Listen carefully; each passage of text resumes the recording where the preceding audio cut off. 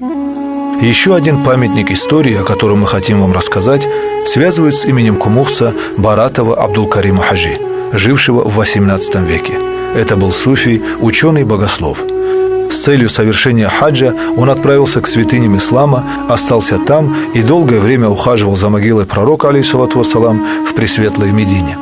Примечательно, что в его доме живет Захиди, потомок Ахмада аль-Ямани. За могилой пророка Мухаммеда, саллаллаху алейхи вассалам, ухаживающий человек, когда его не стало, там претендентов было, говорит, очень много. Потом тамошние алимы и так далее сказали, этот человек сам придет сюда.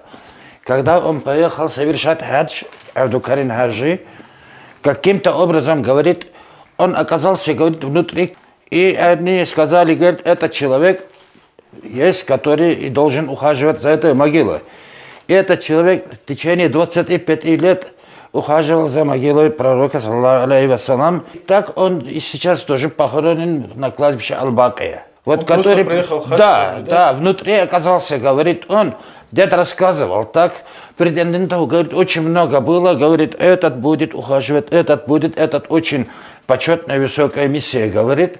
А этот поехал, говорит, и оказался, говорит, внутри клетки, сказали, говорит, этот человек, этот и есть. И он 25 лет ухаживал за могилой. Этот талантливейший человек уехал из Дагестана, связал свою судьбу с ухаживанием за могилой пророка и остался там. И когда одни из хаджиев приезжали в те края, а именно Юнусов был такие, Камал, кажется, его зовут, он возвращался назад, он отдал средства и сказал от моего имени построй там, проведи воду и построй. Но эта вода никакого отношения к тому знаменитому водопроводу не имеет.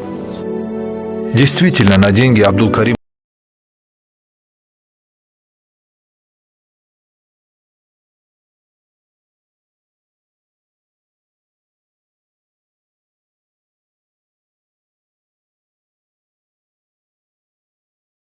был чуток к нуждам своего народа.